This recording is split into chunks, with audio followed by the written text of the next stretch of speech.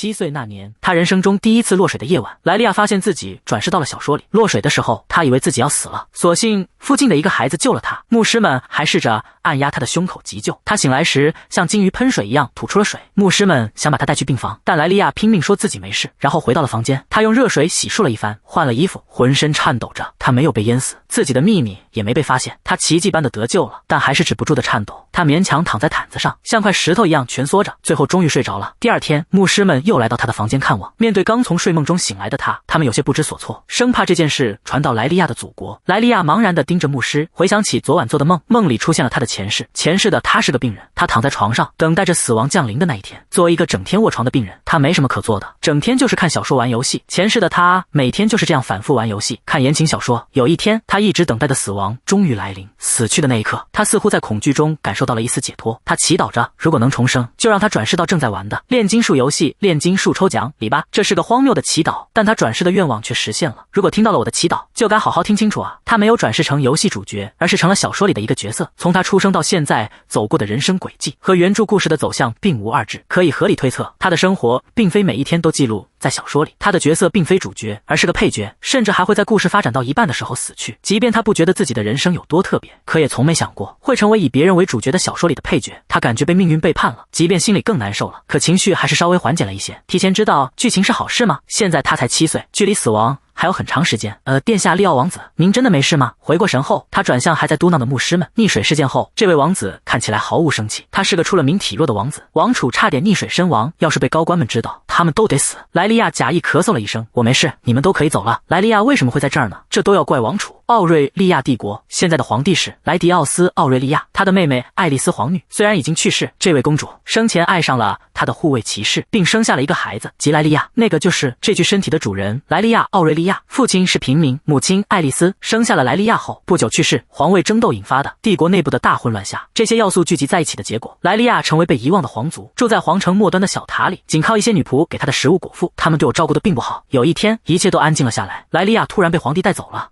对，所以你是我的侄女，我那个愚蠢的妹妹爱丽丝生了个女儿，但真不敢相信你和王储差不多大，真是巧啊！莱利亚眨了眨眼，因为他完全不知道发生了什么。他真的一直独自住在塔里吗？还有谁知道这孩子的存在？皇帝问女仆们，这些女仆就是给莱利亚送食物的人。其中一个女仆低下头回答，就我们几个。好，很好，太棒了。皇帝站在这个瘦弱的女孩面前，因为她没洗漱，他能闻到她身上传来的难闻气味。他翻开莱利亚的手掌，这绝对是爱丽丝的血脉，奥瑞利亚的皇室成员，生来手掌上就有一个图案。皇帝看着这个小女孩咧嘴笑了，因为他兄长的孩子都死了，剩下的年轻皇室成员就只有他的儿子和这个孩子，而且这个图案是证明他出身皇室的最佳证据。没人记得他的存在，即便有人记得，也会以为他在灾难发生时就死了。只要这个孩子在神圣中立之地待上3年，他就能把年幼的儿子藏在他的影子下，以确保安全。皇帝决定送莱利亚代替王储后，他杀掉了所有抚养他长大的仆人和女仆。原来在遥远的过去，一条沉睡已久的狂龙苏醒了，随之而来的是无数恶魔现身并袭击人类，人类似乎开始走向毁灭之路。彼时是克洛伊茨教派的领袖圣皇以及5位得到神谕的骑士，他们击败了狂龙，拯救了世界。自那以后，克洛伊茨教义在整个大陆深深扎根，5位骑士各自建立了帝国，开始统治这片大陆。圣皇把龙的魔力分给了他们，承认各个皇室的权威，但是要求如果龙重新苏醒的那天来临，骑士们必须要回应克洛伊茨教的召唤，并立下血之盟约。但几年前，在大陆的尽头出现了一枚光龙弹，无论用任何方法都无法毁掉龙弹，龙弹周围绕着黑暗魔力，受此影响，就连邪恶的怪物也再次开始苏醒。教派意识到自己无法独自解决这个问题，于是基于誓言，将5位皇帝聚集到了一起。会议结束时，5个帝国联合起来，提前集结强大的力量。就这样，英雄的后人带着盟约标记的5名孩子们得到了神殿的召唤。莱利亚出身皇室，但几乎就像个隐形人。他的祖国奥瑞利亚的局势有点复杂，王位之争闹得沸沸扬扬。据说觊觎王位的2皇子杀死了大皇子，登上了宝座。在叛乱中成为皇帝的莱迪奥斯立他的儿子利奥为王储，试图统治国家。然而周边国家对这个通过叛乱上位的皇帝没什么好感，关系很不好。硬教派的要求，皇帝必须把王子送到神圣中立之地，然而他舍不得自己的儿子去，年轻的王子面临着被暗杀的威胁。莱利亚的出现解决了这个难题。从那天起，皇帝一遍又一遍地警告莱利亚，你绝不能被人发现是个女孩，明白吗？莱利亚第一次吃到美味的食物，对皇帝说的话唯唯诺诺地点头。如果按照原作的发展，莱利亚会过着痛苦的生活，之后不久因不小心狡猾掉落皇城水池淹死。反之，在神殿里的这段时间还算安全，就算找人帮忙又不能说出我是莱利亚，如果不小心说了出来，皇帝下的禁言魔法便会发动，就会吐血而死。禁言咒通常是一种强大的咒语，用于执行重要任务的间谍。但这位皇帝并不在乎。莱利亚在这本小说里是个可有可无的角色，而且命运极其悲惨。我既然重生在这具身体里，绝不能那样死去。莱利亚咬着嘴唇，苦苦思索。我现在穿进的莱利亚才7岁，还剩下一些时间。首先要在这里待上3年，回祖国后也要小心别死了。就是这样，避开所有池塘附近，干脆哪儿都别乱走。这反倒还算幸运，要是被人暗杀，那得多可怕呀！他有时还会和原著故事的女主角扯上关系，这个也能避开。莱利亚整理好思绪，离开房间前往餐厅，正好到了吃饭时间。说起来，我快饿死了。克洛伊慈神殿里，除了有盟约标记的4个家族的孩子外，还有各国的贵族子弟在这里一起生活。早晚有一天要去讨伐狂龙，打算提前搞好关系吧。在这里禁止了孩子们用身份把人分成3、6、9等，除了每天祈祷时间以外，过得很自由。和我之前的环境比起来，简直像天国。最重要的是，去食堂随时都能吃美食。聚集在这里的皇室成员和贵族，就像小牧师一样，因为他们身份重要，生活水准截然不同。当他站在餐厅门前时，餐厅的仆人打开了门，里面有几十张大木桌。莱利亚走到一个空位前坐下，很快仆人们就准备好了饭菜。嘿，你还好吗？就在莱利亚准备开始吃饭时，他扭头看向身旁传来清脆声音的方向，那是个有着一头金发的漂亮男孩。他坐在莱利亚旁边，面带微笑。你肯定已经回过神来了吧？你不记得了？是我救了你，你差点掉进水里。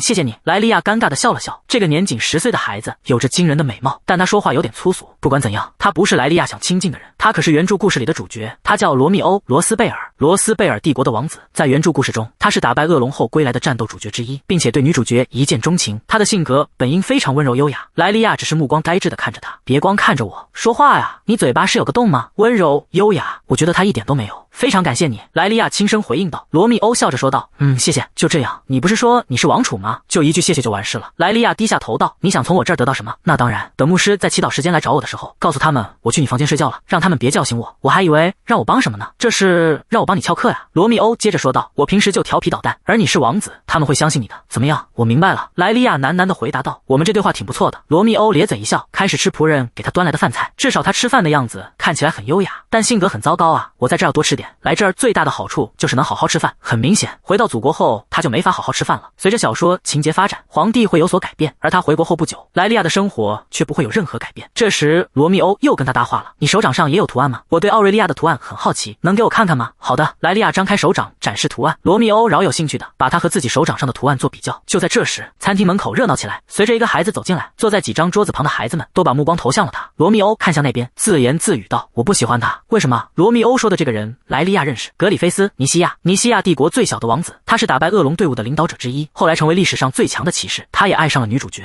莱利亚之前和他说过话，他是个冷漠但冷静又整洁的孩子。此外他非常帅气，即便年纪小也依然吸引着孩子们的目光。可没想到他这时候和罗密欧关系不好，我也讨厌他，他既可悲又愚蠢。罗密欧用下巴指了指一旁一个银发的小个子孩子，正慢悠悠地吃着饭。奥斯卡·赫拉斯瓦尔格，就是他，银发赤瞳。他一眼就认出了他。看到这个小男孩，他感觉很奇怪，他在原著里可是个大人物，原来他小时候长这样，他现在看起来如此脆弱，但后来却成了被读者称作疯子的皇帝。还有他，莱利亚又顺着罗密欧的目光看去，那是个肤色黝黑、眼神叛逆的男孩，光看着他就觉得他性格不怎么样。卡利克斯·阿斯卡德，阿斯卡德帝国皇帝的侄子，他是屠龙之后做出最大牺牲的人。罗密欧讨厌的这些人都是屠龙队伍的主角，也都会爱上女主角。这孩子怎么回事？他是在女主角身边找竞争对手吗？莱利亚满脸惊恐地看着罗密欧，要是告诉罗密欧，他说讨厌的这些人全被甩了，最后女主和发小男主成为一对，他会相信吗？莱利亚陷入沉思了一会儿，突然吃了一惊，罗密欧的脸就凑在他面前，你傻的真是让人惊叹。那你呢？你也不喜欢他们，对吧？什么？他并没有什么特别的理由，不喜欢他们，当然也谈不上喜欢。罗密欧对莱利亚的反应皱起了眉头，你是我的朋友，既然是我的朋友，就应该讨厌我讨厌的人，你没点常识吗？要我给你讲讲吗？你们以后会成为同事，你们都要为了一个女人争风吃醋，你甚至还会被甩，真烦人。我无所谓。莱利亚不情愿的回答，心里暗自好笑，我们什么时候成朋友了？感谢你把我从水里拉出来，但请别自认为是我的朋友。他自己的目标是在这座神庙里尽可能低调，不被任何人注意到，然后回到自己的祖国。未来有4个主要角色会杀死光龙，而他们和他毫无关系，我什么都不知道，请别来烦我，我绝不会和他们有任何牵扯。没错，就是这样。你为什么要来烦我？这家伙，我真是好奇的要命，我都要疯了。我绝不会和你们有任何关系。他之前刚坚定地下了决心，今天就发生了这种事。画面一转，莱利亚看到孩子们聚在一起窃窃私语，一个银发小男孩正痛苦地揪着自己的头发。奥斯卡·赫拉斯瓦尔格浑身颤抖，像是犯病了。其他孩子们都只是远远地看着。说实话，莱利亚本可以像那些孩子一样，要么无视他，要么去叫牧师，但如果他现在不不帮他，奥斯卡将会永远饱受折磨。奥斯卡小时候目睹了几十个人被砍死，从那以后，他有时会产生血腥杀戮的幻觉。莱利亚记得原著故事里，成年后的奥斯卡平静地讲述自己伤口的场景。你知道你的眼睛为什么是红色的吗？那是因为你眼前死去之人的鲜血溅到了你的眼睛里，不然的话，在这个皇室里，你的眼睛不可能这么丑陋。你是个怪物，你就是个怪物。奥斯卡从小就听他的亲生父亲对他说这些话，莱利亚觉得这简直荒谬，他当着儿子的面杀人，简直疯了。这位皇帝是个疯子，他杀死了奥斯卡的母亲。皇帝那肆无忌惮的声音萦绕在奥斯卡一生之中。他是赫拉斯瓦尔格皇室中唯一拥有红眼睛的孩子，他的眼睛是困扰奥斯卡一生的诅咒和枷锁。但是女主角的话，你的眼睛真美，帮助奥斯卡忘却了创伤童年。他读小说的时候觉得这只是个故事，但事实上他无法对在他面前颤抖的奥斯卡视而不见。与原著故事不同，现在的奥斯卡太小太瘦弱，还很年幼，他从未想过他会有如此创伤的童年，这就是他无法置之不理、径直离开的原因。莱利亚紧紧握住奥斯卡纤细的肩膀，接着双手捧住他的脸颊说道：奥斯卡，赫拉斯瓦尔格，快醒醒，你看到的一切都是幻觉，冷静点，这里很安全，你也很安全，别听他们对你说的话，看着我的眼睛，听我说。奥斯卡最终奏效了，他急促的呼吸逐渐平静下来，瞳孔也恢复了正常。怎么回事？奥斯卡王子殿下听到孩子们的呼喊后，迅速赶来的牧师们仔细查看奥斯卡的情况。牧师们对奥斯卡施展了一个法术，但这并非能用法术治愈的疾病，不过这能帮助奥斯卡稍微平静一些。莱利亚看着扶着奥斯卡的牧师们，松了一口气。你懂秘密魔法吗？罗密欧看了看周围的孩子，然后在莱利亚耳边低语：我真想做这家伙。莱利亚站起身，握紧拳头。当他迈步准备去别的地方时，感觉罗密欧在跟着他。你为什么跟着我？那刚才是怎么回事？你用了什么魔法？罗密欧眯起眼睛，怀疑地问道。莱利亚回应道：我只是让他平静下来，这只是简单的抽搐发作。罗密欧又问道：他不是被恶魔附身了？普通人就是这么认为的。也许送奥斯卡来这里的皇帝知道他会在这里得到什么样的称呼，以及偏见和看法。一次两次他们可能会放过，但如果这3年里他多次发作，他们就会怀疑奥斯卡是不是被邪恶的灵魂附身了。而且这里有几十个人作证，且都是皇室成员和贵族。奥斯卡的父亲想让另一个王子取代他儿子成为继承人，所以正想尽办法诋毁奥斯卡的名声。然而在故事里，奥斯卡最终杀死了他的父亲，成为了皇帝。莱利亚随意地对罗密欧说：根本没有什么恶魔，看到这么惊人的场面，我也很惊讶。你也会做噩梦对吧？就是这么回事。罗密欧反问道：谁会睁着眼睛做噩梦？莱利亚回应道：有这样的人，你这么坚持根本没道理。奥瑞利亚的王子水平有点低啊。莱利亚狠狠地咬着嘴唇，他觉得要是自己稍微放松警惕，就会遭到加倍的惩罚。你这家伙太卑鄙了，就好像回到了昨天。他感觉自己又被耍了。在原著故事里，他在女主角面前装作那么友善和蔼，难道一切都是假的？莱利亚充满恨意地瞪着罗密欧。莱利亚跺着脚向他表明自己被冒犯了。他本想去图书馆，但又觉得得先散散步。他气呼呼地朝花园走去，中途还扭头看了看，发现罗密欧还在跟着他。莱利亚看着他，无所畏惧地喊道：喂，又怎么了？哇哦，你现在露出真面目了。罗密欧似乎很惊讶，还一副觉得有趣的样子说道：讲那些睁着眼睛做噩梦的人，多给我讲讲他们的事。他终究还是个孩子。莱利亚在心里哼了一声。罗密欧的眼睛急切地闪动着，等着莱利亚回答。人的精神非常脆弱，他们的意志很薄弱。他用食指指了指自己头顶，这里面的东西非常柔软、脆弱又固执，所以如果一个人看到了有点惊人的场景，就会不断反复记起同样的画面。下次他们感到虚弱或疲惫时，就会一直想着那些记忆。罗密欧又问道：所以呢？好吧，那么如果这种情况一直重复会怎样？那就会变得很糟糕。那个惊人的场景会不断在脑海中浮现，他们甚至会产生幻觉，能真切地看到一些东西，就像真的一样。更甚者，他们还能听到声音。意志薄弱的人会一生都饱受折磨，直至死亡。在某些情况下，他们会选择自杀。听到莱利亚此刻说的话，罗密欧的脸扭曲了，他缓缓说道：自杀是一种可怕的罪过，这是克洛伊茨宗教最重要的教义之一。神庙严格禁止自杀，认为这是一种不可饶恕的严重罪过，无论转世多少次都无法被宽恕。这是一种将灵魂献给恶魔的背信弃义之举。这片大陆上的每个人都这么认为。莱利亚也不否认，没错，但就是有这样的人。可怕的场景，恐惧的声音，他们不断看到和听到那些。罗密欧说道：那这不等于是恶魔附身吗？不是恶魔，这只是他们正在承受的痛苦。如果有人遭受这样的折磨，就无法正常思考。为了结束这一切，他们宁愿选择死亡。莱利亚瞥了一眼此刻安静的罗密欧，心里暗自笑了。然而看着罗密欧，他又有点心疼他。事实上，罗密欧的生母在他年幼时就去世了，死因是自杀。罗斯贝尔帝国拼命隐瞒这个真相，但还是没能阻止小罗密欧目睹那一幕。他母亲的父母，也就是罗密欧的外祖父母，对他的死父有很大责任。真不敢相信父母会把自己的孩子逼入绝境。罗密欧的母亲爱上了别人，却被迫嫁给了皇帝。幸运的是，皇帝并没有责怪他，还耐心地等待他向自己敞开心扉。尽管这是一场政治联姻，皇帝还是试着真诚地对待他，爱他。然而他也无法割舍对心爱之人的感情和爱意。他的父母，也就是罗密欧的外祖父母，得知皇帝和皇后关系疏远，他们从女仆那里得知此事后，怒不可遏，威胁他们的女儿履行皇后的职责，给皇帝生孩子。他无法承受这样的威胁，最终生下了罗密欧。但不幸也由此开始。皇后的父母，罗密欧的外祖父母，不断戳女儿的软肋，每当他们想要什么，就用女儿的性命威胁他心爱的男人。有一天，一场争吵爆发了，那个男人发现自己的性命成了心爱女人的软肋，于是选择了自杀。他无法忍受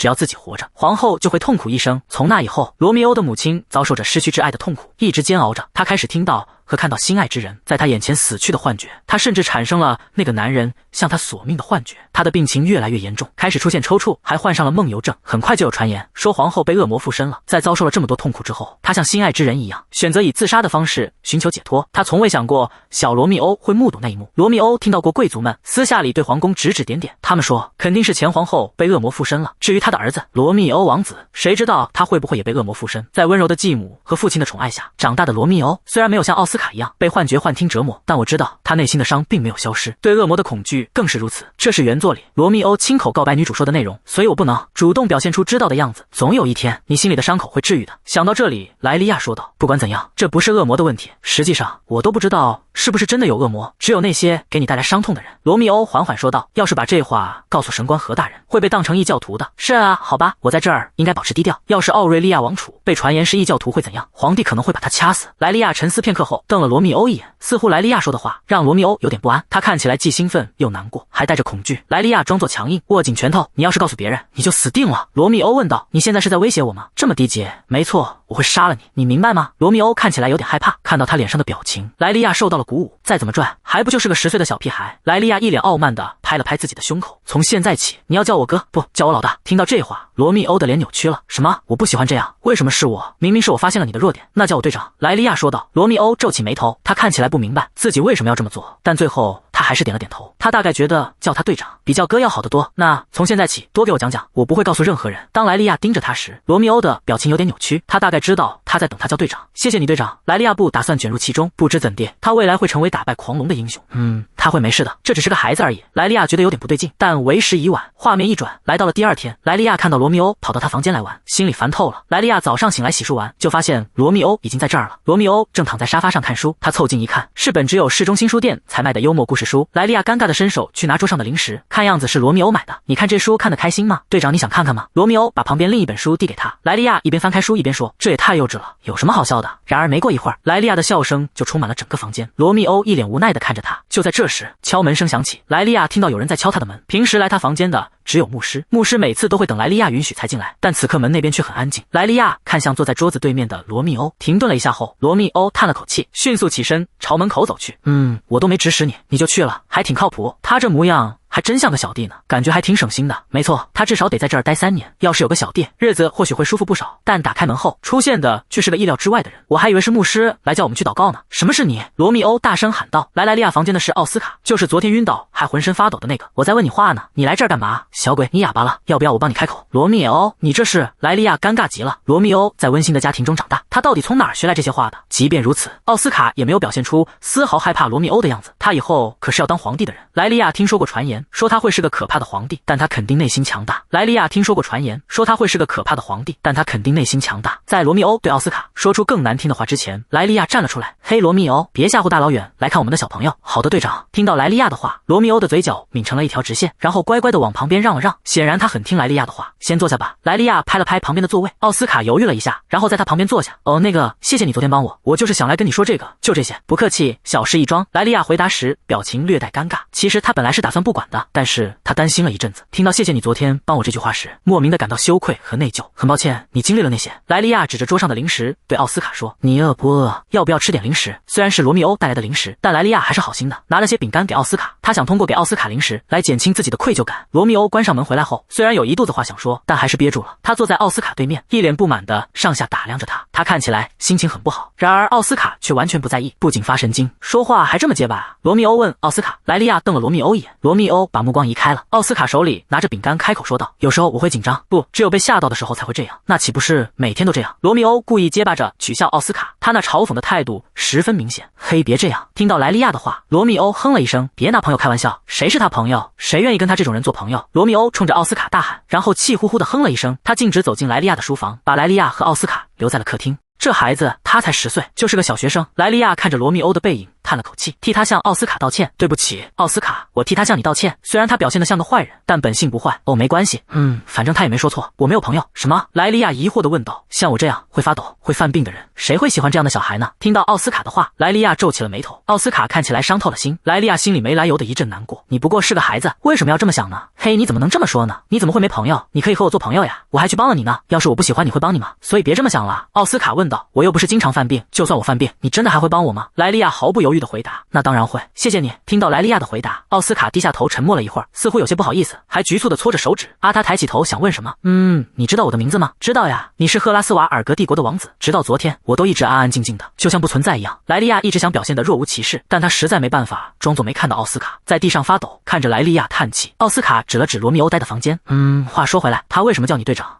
因为我很酷呀。他说看到我救你之后，对我敬佩不已。莱利亚自然地撒了个谎。这样啊，我也想叫你队长，可以吗？他确实只是在紧张的时候才会发抖，而且说着话似乎也好多了，但他刚才说什么？叫我？莱利亚愣了一下，眨了眨眼睛。突然他想起了故事里看到的情节和场景，奥斯卡会杀死他的父亲，然后成为皇帝。从那以后，他就被称为血腥皇帝、残酷皇帝。但是事实上，那个场景也是关于奥斯卡打破童年创伤、为母亲报仇的情节。当奥斯卡杀死他父亲的时候，他说：“父亲，我要杀掉现在骑在我头上的任何人。”这或许只是个开始。奥斯卡再次看向正在回忆故事走神的莱利亚，说道：“我想叫你队长。”莱利亚纠结了一下，求你了，让我这么叫吧。莱利亚本想拒绝，但是奥斯卡的眼神中透露出极度渴望能叫他队长。说实话，奥斯卡太小太脆弱，还很矮小，他这样子激发出了他的保护欲。他那一头漂亮的银发、白皙的皮肤和红色的眼睛，看起来既天真又娇弱。在原著故事里，成年后的奥斯卡有着迷人的美貌，即便他现在还小，也看得出将来肯定是个美男子。说实话，莱利亚担心自己的身份会被识破，被发现是个女孩，但他来这儿后发现已经有像罗密欧和奥斯卡这样好看的孩子了，所以他稍微放下了些担忧。不可以吗？是不是因为昨天的事？不是这个意思。莱利亚担心听到他叫自己队长会小命不保。我的目标是活下去。思索片刻后，奥斯卡的眼睛开始泛泪，他的嘴唇像小猫呜咽时那样颤抖着。好啦，等等，别，你叫吧，叫我队长。就在眼泪掉下来之前，莱利亚赶紧喊道：“真的吗？”奥斯卡眨了眨眼，清澈的泪水顺着他漂亮的脸蛋滑落。莱利亚急忙用拇指尖帮他擦去眼泪。他都10岁了，怎么这么瘦小？是因为他父亲吗？或许吧。莱利亚很心疼奥斯卡。实际上，来到神庙的孩子中，最小的官方记录是9岁，莱利亚实际只有7岁，所以罗密欧和奥斯卡在年龄上都像莱利亚的哥哥。然而在莱利亚看来，奥斯卡更像个弟弟。我觉得我得保护他。不知为何，他内心涌起一股强烈的冲动，想要像个姐姐一样照顾他。尽管莱利亚拥有前世的记忆，思考方式较为成熟，但7岁的身体毕竟还是有局限。毕竟想当奥斯卡姐姐的莱利亚，自己也还是个孩子，他也没办法。你总不会杀了我吧？我得尽量表现好点。奥斯卡不知道莱利亚在想什么，眼角挂着随时可能掉落的泪珠，咧嘴笑了。我还以为你也讨厌我呢。那笑容如此纯净美丽，让莱利亚一时愣住了，就像冬日里的精灵。不知怎地，他让未来将打败恶龙的2位英雄收成了自己的小弟。从那天起，莱利亚身边多了奥斯卡和罗密欧这2个小弟，奥斯卡在左，罗密欧在右。其他孩子好奇地看着这2人喊莱利亚队长。这样平静的日子过得很快，而莱利亚一直逃避的那个特殊活动就要来临了。特别是神庙为了加深孩子们之间的友谊，这个特殊活动就是他们计划和努力的一部分。然而这个活动有点问题。克勒茨教堂有个传统，新信徒会在午夜登山，他们的逻辑是要消除对恶魔的恐惧，就必须消除对黑暗的恐惧，所以他们要求孩子们在深夜爬山。那座山是神庙后面的一座小山，实际上虽然是座小山，但对孩子们来说要爬上去距离也不短，所以牧师们指定了半山腰的一间小木屋作为目的地。他们要到达半山腰的一个小屋里，点燃蜡烛，这是净化恶魔的仪式，然后再回来。参加活动的人总是2人一组。对于在神庙教导孩子们的牧师来说，这是件大事，因为孩子们可以增进彼此之间的友谊与合作，还能消除对恶魔的恐惧。山路很窄，但沿途没什么危险。这是牧师们每天都会爬的山，只有兔子和松鼠之类的小动物在周围出没。孩子们听说能与恶魔战斗，都很兴奋，他们都还在上小学低年级呢。莱利亚不像其他孩子那么兴奋，只是平静地接受了这个消息。然而他在思考原著故事里读到的一件事：今晚有人会故意放出一只野兽去伤害一个孩子，即便我说了这些，也没人会相信我，而且这只会增加被那个作恶者察觉的风险。我得想办法阻止这件事。天变黑了，轮到最后一组出发。最后出发的是卡利克斯和格里菲斯。在最后一组出发后，莱利亚偷偷跟在他们后面，避开了牧师。他听到前方传来一声闷响和一声喊叫。卡利克斯在小路上走着的时候，不小心失足绊倒了。那条小路明明十分平坦，只是有些尘土。卡利克斯摔倒的时候，手里的灯摔得粉碎，一片寂静的黑暗瞬间笼罩了他们。卡利克斯低声咒骂着：“该死，我现在该怎么办？”格里菲斯满脸怒容，大声吼道：“真不敢相信，你居然毫无缘由的就绊倒了，你这个蠢货！”卡利克斯则气得涨红了脸，回怼道：“什么？你说谁是白痴？嘿，你给我把刚才的话再说一遍！”两人怒目而视，莱利亚简直要被这两个同伴气得大声抱怨了。这两人之前就没好好说过话，就算是他们第一次交谈，如果那也能叫交谈的话，也不过是互相咒骂。很快，两人就扭打起来，拳脚相向。莱利亚看到他们扭作一团，强忍着尖叫的冲动。这些愚蠢的10岁小鬼，孩子们在黑暗的山路上疯狂翻滚，都想抓住对方的衣领。只有一缕银色月光微弱地照着他们。莱利亚听到鸟儿被惊飞的声音，打破了森林的寂静。现在又多了两个小鬼争吵打斗的声音，莱利亚急得几乎要抓狂了。事实上，他在原著里读到的只是一段简短的回忆，以及他们回忆当天事件时含糊提到的几句话。他现在记不清那么多细节了。看到两人还在继续打斗，莱利亚越发紧张，担心野兽随时会出现。这时，格里菲斯又咒骂了一声，从扭打中挣脱出来，沿着他们来时的路跌跌撞撞地往回走。对，快走快走，你个胆小鬼！卡利克斯朝着格里菲斯远去的背影大喊。就这样，格里菲斯把卡利克斯一个人留在了黑暗的森林中。卡利克斯独自坐在路边，我腿受伤了，走不了路了。他摔倒的时候和格里菲斯扭打，肯定是把脚踝严重扭伤了。莱利亚走近时，卡利克斯看到他，哼了一声：“你怎么回来了？你不敢一个人走了？”我不是格里菲斯。莱利亚心情糟透了，我是……他刚开口，哦天呐，恶魔，真的有恶魔！该死，离我远点！你这恶魔！但莱利亚的衣服被勾住了，只能在草丛伸出一只手。他本来想说我是利奥王子，而不是恶魔。卡利克斯挣扎着，现在仰面躺着。多亏了卡利克斯，他像只翻了身的乌龟一样，在地上拼命挣扎，一脚踢到了莱利亚，把他踢得踉跄了一下。